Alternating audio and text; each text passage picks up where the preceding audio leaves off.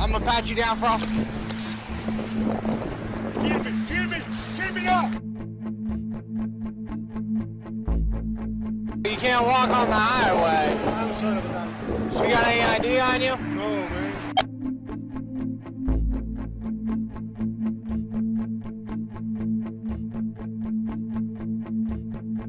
Here, let's walk up to my cruiser real quick. What I'm gonna do is I'm gonna have you place your hands on the back of my cruiser. I'm gonna pat you down for officer safety. I'm gonna pat you down for Keep me up! Keep me!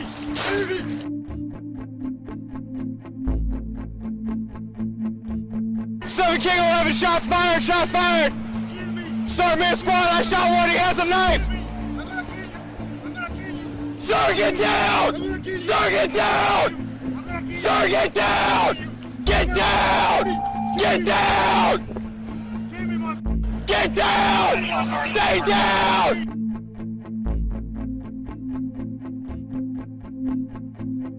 Sir, please! Drop the knife! No, sir! Let us help you! Drop the knife! Drop it! Don't touch it or I'll you again, you understand me?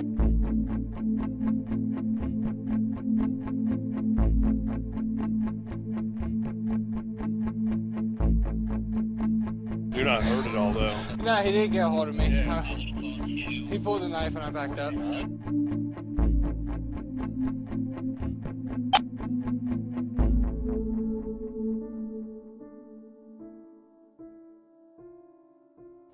A Texas school police officer has been put on leave after video surfaced of a violent incident at a middle school.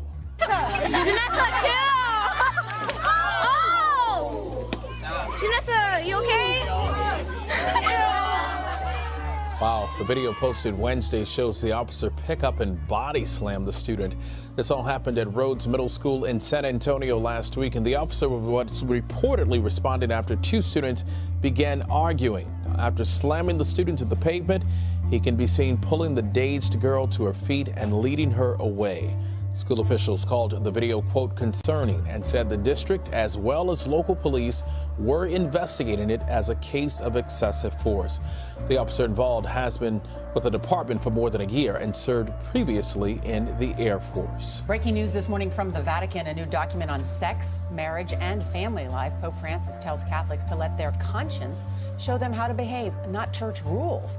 And he tells priests and bishops not to judge. It's the Pope's guide to love, sex, and marriage. Francis famously said, "Who am I to judge?" when asked about homosexuals. Father Thomas Rosica from the Holy See Press Office says the Pope is throwing open windows. The one central theme here is inclusiveness. No one is outside the tent. The tent is open. Everyone is welcome. But this openness has its limits. The Pope reaffirmed church doctrine, writing that there are absolutely no grounds for considering homosexual unions, and no exceptions either to the ban on contraception. But he did make an appeal for the church to be more flexible. States across the South are seeing fierce backlash due to new laws seen as anti-gay. In Mississippi, a new law allows businesses and government workers to refuse service to gays based on their religious beliefs. That's brought heavy criticism from LGBT advocates and major companies. The governor of Georgia refused to sign a similar law last week based on objections by businesses. And a controversial North Carolina law has cost the state a major business deal. PayPal announced yesterday it canceled a planned expansion which would have created 400 jobs. Among other things, the new law requires that people use the bathrooms which correspond to their sex at birth. PayPal says it believes in equality for all people. The External Affairs Minister for India says a Catholic priest held hostage by Islamic extremists in Yemen is alive. Several Christian media outlets had falsely reported Father Tom had been crucified, but New Delhi television reports he is alive and the Indian government is working for his release. Father Tom was taken by Muslim militants who attacked a Catholic retirement home in South Yemen. They killed 15 people in that attack, including 4 nuns. A brutal murder is showing the dangers of criticizing religion in Bangladesh. A gang armed with machetes hacked to death secular writer Nazimuddin Samad. He is the 6th writer killed in the last 14 months. Police say the murder was pre-planned. Protesters taking to the streets afterwards demanding justice for Samad. The Home Minister of Bangladesh, Asaduzzaman Khan, says the government is doing its best to catch the criminals. But he also says so-called bloggers do not have any rights to use these kind of languages that attack religion. Khan adds that no one has a right to attack religious leaders, be it Prophet Muhammad, Guru Nanak, or Jesus. Now, the population of Bangladesh is almost 90% Muslim. When it became independent from Pakistan in 1971, leaders decided that the country should be secular. But in 1988, the country's military ruler declared Islam the state religion. I'm here at the Family Research Council in Washington, where leading experts in religious freedom have gathered to talk about the horrific persecution going on around the world. Former Congressman Frank Wolf says Congress has got to wake up to this issue because we are in World War III. There is a connection between Boko Haram. He pledged it to ISIS. There is a connection to Al-Shabaab in Somalia. There is a connection with what's taking place in Libya. I mean, we saw what took place in France. We saw what took place in San Bernardino. We are in World War III, and so the Congress should be dealing with this. Forget the administration, holding extensive hearings, bringing people in, bringing the best political minds in, the best military minds in, and dealing with this. We will pay the price. A former U.S. sailor was freed from prison in Virginia today, 33 years after he was convicted of murder and rape. Keith Harwood is now 60 years old. New DNA tests show he was innocent all along. Harwood wishes his parents were alive to see him free. That's the worst part about this, is my parents. It killed them. It devastated them. I mean, at the trial, I mean, like my brother said, he's never seen my father cry. It broke his heart. And they knew. And I'll never get that back. Harwood says he's looking forward to starting over with his family in North Carolina. President Obama may be preparing for one of his most audacious moves yet in expanding his own power and working around Congress. It involves making people in this country who are here illegally eligible for federal benefit programs paid for by you, the legal taxpayer. Later this month, the Supreme Court will hear oral arguments in U.S. v. Texas, in which 26 states are challenging the executive orders that President Obama issued in late 2014, unilaterally expanding the number of illegal aliens and their family members, up to 4 million of them, who can be shielded from deportation under a policy called deferred action. They support their families. They worship at our churches. At the time, the president promised that these undocumented workers, as he calls them, would not be placed on the same legal footing as American citizens. It does not grant citizenship or the right to stay here permanently or offer the same benefits that citizens receive.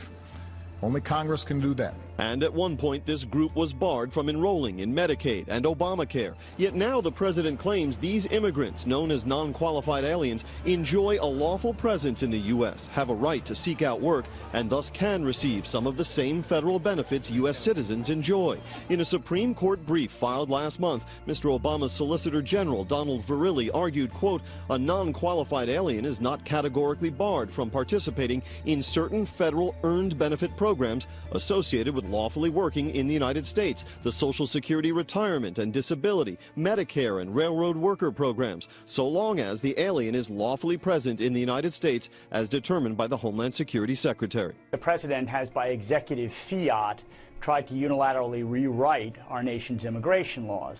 All of a sudden, the people who are here illegally, they wake up every day continuing to violate our nation's immigration laws, are being afforded, in many cases, more benefits than lawful citizens get.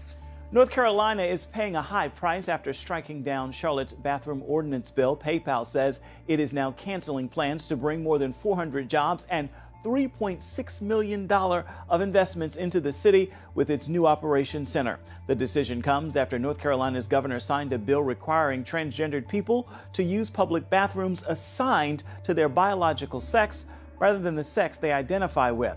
PayPal's president says the new law results in discrimination. It is not clear what the next step will be for PayPal in North Carolina. This has real impact on Charlotte families and North Carolina families, and I am just urging our legislature to find some kind of legislative remedy as soon as possible. I'm going to respect people who disagree with our basic common sense rules. PayPal will be seeking an alternative location for their operations center. A bizarre wave of property crimes is leaving smashed windows at fast food restaurants across the country. But the windows aren't being broken from the outside, they're being broken from the inside by the people who've been convinced to do the damage. Here's Jerika Duncan. You can hear the sounds of broken glass at this Burger King outside of Minneapolis. Police say more than 20 windows were broken by employees in an effort to clear out the air and prevent the building from exploding. Ethan Grew was one of the workers frantically breaking windows. A little scared. My other coworkers are doing it, so I just followed along. In this press release, police say employees stated that a person called the restaurant stating they were a fire department official. Captain Tom Hawley says the caller spoke to the female manager. Seemed to indicate that he was monitoring the business remotely, and he kept giving her updates, telling her that if they didn't act quickly to relieve the pressure inside the building by breaking out the windows, that the business would explode. In California, police said the manager of this Burger King rammed his car into the building for the same reason. This year alone, similar incidents have been reported in Arizona, Oklahoma, and at other fast food restaurants like Wendy's and Jack in the Box. Police have not made any arrests in these cases, but say if they do, they'll pursue felony charges. Anytime you terrorize somebody and you cause them to do something that they probably wouldn't normally do, they could not only damage property, but very easily could hurt them or somebody else.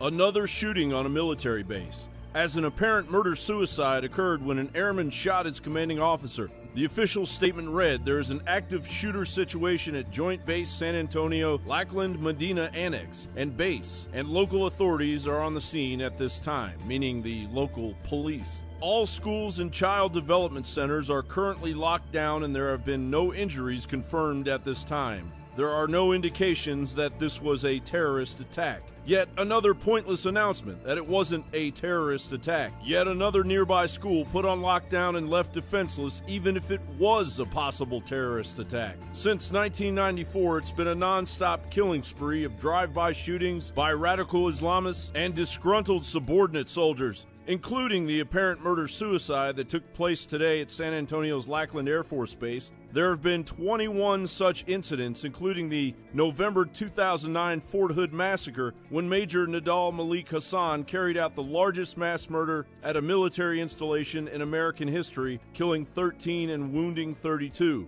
So which New World Order puppet got us into this situation? According to the Washington Times, one of the first things Bill Clinton did upon taking office in 1993 was to disarm U.S. soldiers on military bases. So, in March 1993, the Army imposed regulations forbidding military personnel from carrying their personal firearms and making it almost impossible for commanders to issue firearms to soldiers in the U.S. for personal protection. For the most part, only military police regularly carry firearms on base, and their presence is stretched thin by high demand for MPs in war zones. Meanwhile, gun-free zones in general are devastating America. The left just went into paroxysms of distress. The idea that somehow they were going to be responsible for race riots. Well, they've already happened. Can you spell Ferguson or Baltimore? And it's going to get worse unless they ease up on their anti-gun policies. And I think you're absolutely right. Chicago is just an explosion waiting to happen.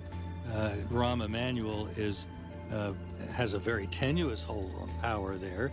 His gun control policies are a total failure. That if guns are so bad, tell the Secret Service, tell whoever your bodyguards are, hey, put those guns away. It only makes violence more likely. It's not the way to solve problems. Can't we just talk about them? And that's okay for you and me when they're talking to us, but they obviously don't believe that because they don't put that into practice. These people are just really too much. Reiterating the call to keep the bases gun-free zones. Well, you know, that's really ignorant. That is making policy out of wishes and unicorns and other fairy tales rather than looking at what has actually happened, that all of our mass murders, save a couple since 1950, have occurred in gun-free zones. And yet we've got men, I guess women too, that have been in charge of training and leading people in battle, and yet they are so afraid of guns that they don't think that an E1 should have a firearm on a military base? Really? 13 people killed, including a pregnant soldier, and 32 shot, none of whom received the Purple Heart or any of the additional veterans' medical and financial benefits given those wounded or killed in war, because the military, to the outrage of the victims, has apparently deemed this workplace violence. And as military suicide numbers rise, it took 6 years for the dead and the wounded at Fort Hood to rightfully be awarded a Purple Heart. Today's murder-suicide in San Antonio is a blunt reminder that Bill Clinton's Rhodes Scholar New World Order policy isn't working.